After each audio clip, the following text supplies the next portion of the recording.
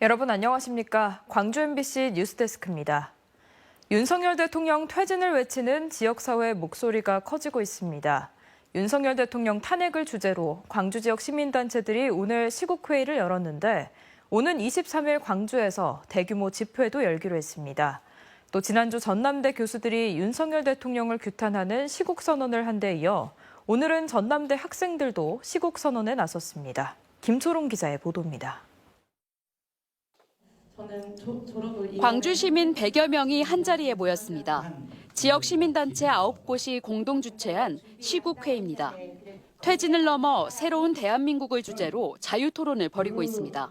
우리 광주의 민주 진보 사회, 시민 사회는 윤석열 정부에 대한 시민들의 구체적 분노와 만나면서 이를 새로운 세계를 향해 나아가는 비전과 연결해 나가고 섬세하고 구체적인 행동을 통해서 시민단체들은 윤석열 대통령의 제왕적 권력 행사로 민주주의가 후퇴하고 있다며 대통령 부부의 선거 개입 의혹과 국정농단 의혹 등을 강도 높게 비판했습니다.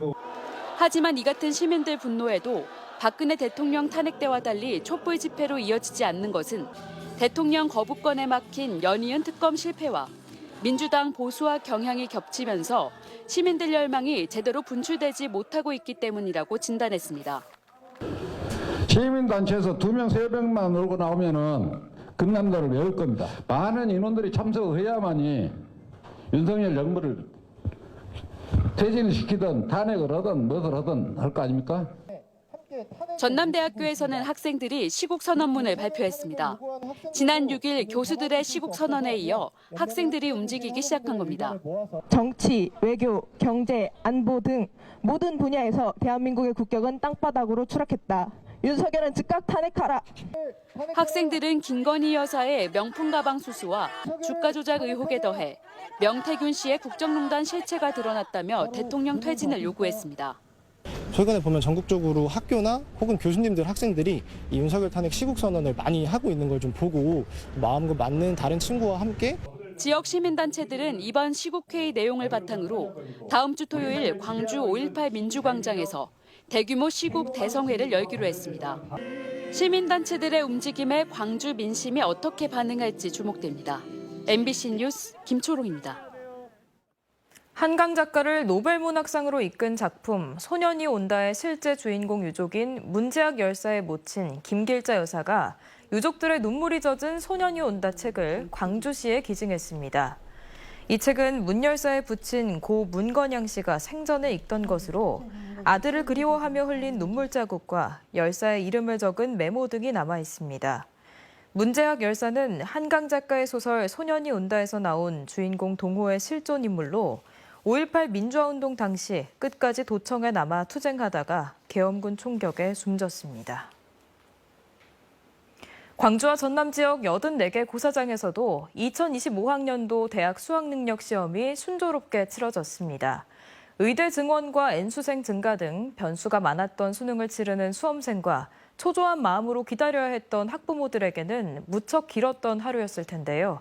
수능은 시험의 끝과 동시에 본격적인 입시의 시작이기도 합니다. 이재원 기자입니다.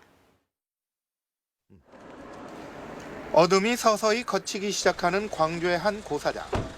결전을 준비하는 수험생들이 하나 둘씩 시험장으로 들어가고 선생님과 후배들은 조용한 응원에 나섭니다. 중요한 것은 꺾이지 않는 마음이라고 생각합니다. 그래서 아이들 3년 동안 고생한 거 오늘 가장 빛날 수 있었으면 하는 그런 바람입니다. 전국에 계신 수험생 여러분들 다 화이팅 하시고 저랑 같은 25학번으로 대학 가길 빌겠습니다. 화이팅! 다시 어둠이 내려앉기 시작하는 오후 5시. 4교시 한국사 시험을 마친 수험생들부터 홀가분한 표정으로 고사장을 빠져나오기 시작합니다. 당연히 시험을 보고 나서 아쉬운 마음이 들긴 하는데 그래도 하나의 족쇄를 푼 것 같은 홀가분한 느낌이 들긴 합니다. 수험생들의 체감 난이도는 EBS 연계율 50%에 작년보다 쉬웠다는 평가원의 발표와 다르지 않았습니다. 전반적으로 국어, 수학 같은 경우는 좀 쉬웠던 것 같고요. 근데 탐구가 원래 봤던 것보다 너무 어렵습니다.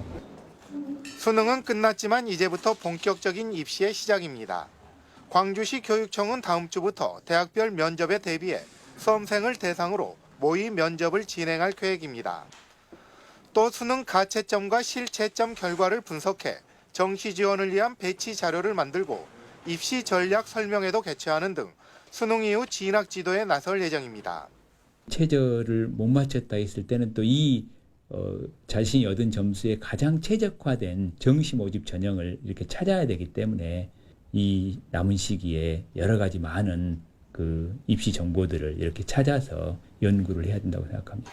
한편 이번 수능의 광주 지역 결시율은 1교시를 기준으로 작년보다 소폭 감소한 7.6%, 전남 지역은 8.1%로 결시자 대부분은 수능 최저가 없는 수시 전형에 합격한 경우입니다. MBC 뉴스 이재원입니다. 전례 없는 불황으로 여수산단이 직격탄을 맞은 가운데 전남 동부권의 지역 경제가 크게 흔들리고 있습니다. 여기에 산단 기업이 내는 소득세까지 줄어들면서 자치단체 재정난도 우려되고 있습니다. 최황지 기자의 보도입니다. 여수산단 노동자들의 주거지와 식당가가 밀집한 여수 무선지구입니다.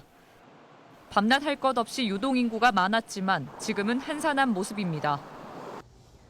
퇴근을 앞둔 시간 산단 주변 번화가에 나와 있습니다. 한때는 식당 주인분들 손님 맞을 준비하느라 이 시간 굉장히 바쁜 시간을 보냈는데요. 지금도 그럴지 한번 살펴보겠습니다.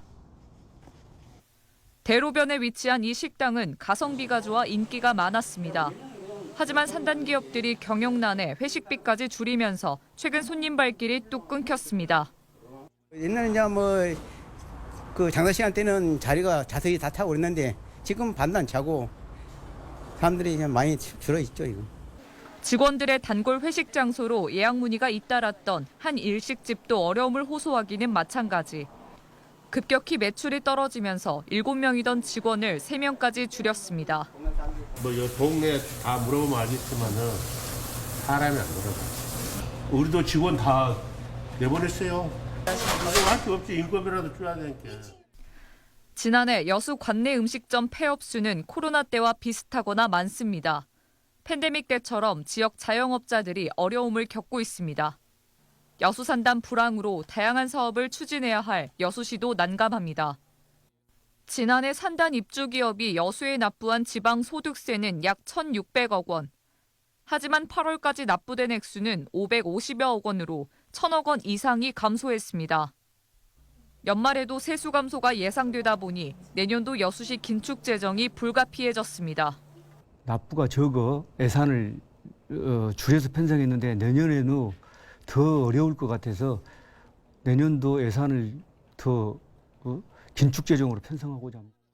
지역 경제의 한 축인 여수산단 업체의 불황이 장기화돼 골목 상권 몰락과 여수시의 세수 감소로 이어지면서 전방위적 대책 마련이 시급한 실정입니다. MBC 뉴스 최황지입니다. 고대 한반도에 살았던 사람들은 죽음을 어떻게 받아들였을까요? 고대인들의 장례 의식과 내세관을 엿볼 수 있는 상형 토기와 토우 장식을 국립광주박물관이 선보이고 있는데요. 국보급 유물도 만나볼 수 있습니다. 박수인 기자가 보도합니다.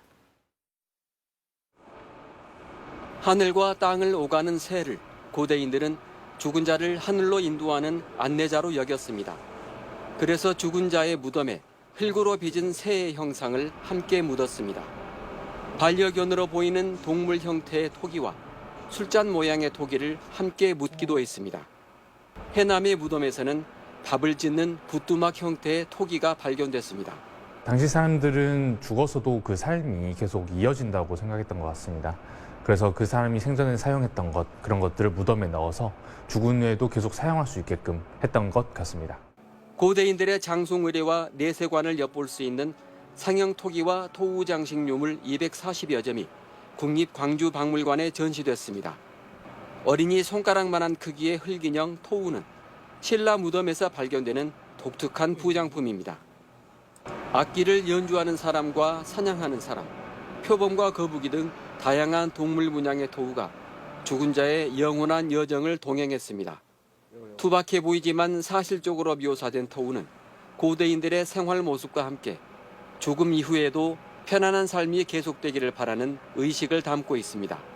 관람객들이 슬픔이라는 이 원초적인 감정에 대해서 깊이 공감을 해보셨으면 좋겠고, 그리고 고대인들이 이 죽음이라는 것을 긍정적으로 받아들이려는, 그리고 새로운 삶의 시작이라고 받아들이려고 하는 그런 태도를 한번 느껴보셨으면 좋겠습니다.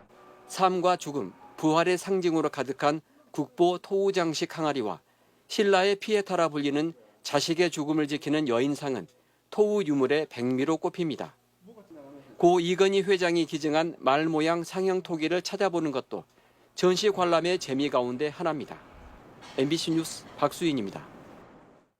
지난해 전국체전을 개최한 목포시는 다양한 시설 인프라를 남긴 것을 성과로 홍보해 왔는데요. 1,000억 원을 넘게 들여 지어놓은 스포츠 시설들은 정작 시민들에게는 접근조차 어려운 그림의 떡입니다. 혈세로 지은 체육시설을 어떻게 활용할 것인지 목포시는 방향조차 제대로 잡고 있지 못하고 있었습니다. 최다운 기자가 취재했습니다. 지난 2018년 4월 25일 전국체전 유치를 확정지은 목포시. 그 다음해인 2019년 12월 종합경기장 착공에 들어갔습니다. 총 8개 경기장을 개보수하고 2곳을 신축하는 대규모 사업. 1,465억 원의 예산이 투입됐습니다. 하지만 이 과정에서 전국체전이 끝난 이후에 대한 생각은 빠져 있었습니다. 목포시는 뒤늦게 거액이 투입되는 체육시설들의 활용 방안을 찾겠다며 지난 2022년 5월 외부의 연구 용역 한 건을 발주합니다. 바로 목포 종합경기장 사후 활용 방안 수립 용역. 국내외 체육시설의 활용 사례를 분석하고 전국체전 이후 활용 계획, 수익화 가능성 등에 대한 검토가 포함됐습니다. 당초 계획대로라면 8달 만인 2023년 2월 전국체전 개최 전에 결과 보고가 이뤄져야 했습니다. 하지만 목포시가 잔금을 치르고 용역을 공식적으로 매듭 지은 건 계획보다 1년여 늦어진 올해 1월이었습니다. 목포시는 수천만 원의 예산을 쓰고도 늑장 처리된 체육시설 활용 방안을 아직까지도 공개하지 않고 있습니다. 내년 4월이면 전국 단위 대회가 모두 다 끝납니다. 그런데 목포시는 아직까지도 그에 대한 준비를 안 하고 있다는 것이 너무 지금 우려가 되는. 올해 전국체전 개최지인 김해시가 설계 단계에서부터 생활 밀착형 체육시설과 시립미술관 개관을 구상하고 있고, 진주시는 웨딩 컨벤션으로 활용하며 임대 수익까지 거둔 것과 대조적입니다. 이제 다목적 시설이기 때문에 사후의 활용 방안을 갖다가 미리 설계 이전부터 정해놓고 그다음 계획을 세워놓고 그 수립한 계획에 맞춰서 설계까지 들어가는 것이. 종합경기장 신설 공사를 시작한 지 3년 후에야 사후 관리 방안을 찾겠다고 나선 목포시. 대규모 체육시설에 대한 자랑이 무색하게 어떻게 활용할지도 모르고 있는 상황이 스포츠 도시를 표방하는 목포시의 현 주소입니다.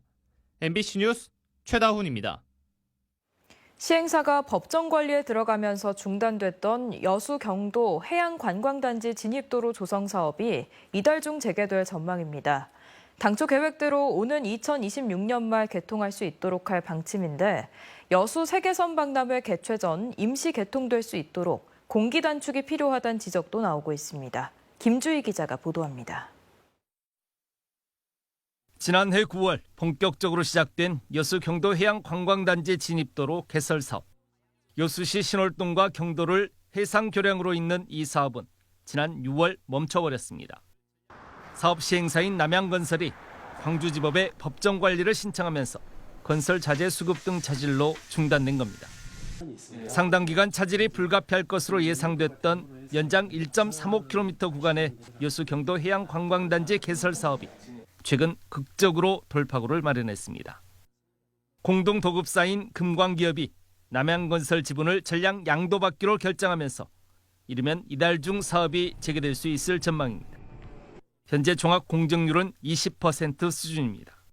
광양경제청은 당초 계획대로 오는 2026년 말까지 준공할 수 있도록 관련 공사를 서두를 것이라는 의지를 밝혔습니다. 지금 이제 공사가 재개가 되면 지금 이제 금광기업에서 공정 계획을 재수립하게 됩니다. 그래서 4, 5개월 동안 이렇게 부진했던 공정을 만회할 계획을 지금 수립 중에 있습니다. 지역사회 내에서도 크게 반기는 분위기입니다. 여기에 더해 여수 세계선 박람회가 막을 올리는 오는 2026년 9월 전에 경도 해양관광단지 진입도로를 임시개통이라도 할 수 있도록 공사에 더욱 속도를 내야 한다는 주장입니다. 그 기간이 한 3개월 차인데 그 3개월 안에 임시 개통이라도 해서 관광객이 불편한 점이 없으면 좋겠습니다. 남양권 해양 관광 중심 도시 여수의 새로운 핵심 관광 콘텐츠가 될 여수 경도 해양 관광단지의 핵심 교통 인프라 조성 사업이 이번엔 순조롭게 추진될 수 있을지 주목됩니다. MBC 뉴스 김주입니다.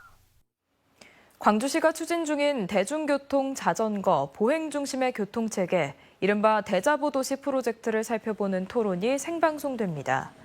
광주 MBC는 잠시 뒤 9시부터 시사토론 프로그램인 시사용광로 시간에 대자보도시 추진 배경과 함께 성공적으로 운영되기 위한 요건은 무엇인지 이야기 나눠봅니다. 오늘 토론에는 고광환 광주시 행정부시장, 박필순 광주시 의원, 윤희철 한국지속가능발전센터장이 참여하며 광주 MBC 유튜브를 통해서도 실시간 중계됩니다. 국정감사 기간 골프를 친 민형배 더불어민주당 의원이 청탁금지법 위반 혐의로 고발당했습니다. 광주 서부경찰서는 국정감사 기간이었던 지난달 대기업 임원 등과 2차례 골프를 친 민형배 의원에 대해 청탁금지법 위반 혐의로 수사해달라는 한 시민의 고발장이 접수됐다고 밝혔습니다. 경찰은 골프장 이용 비용 등이 어떻게 처리됐는지 등을 수사할 예정입니다.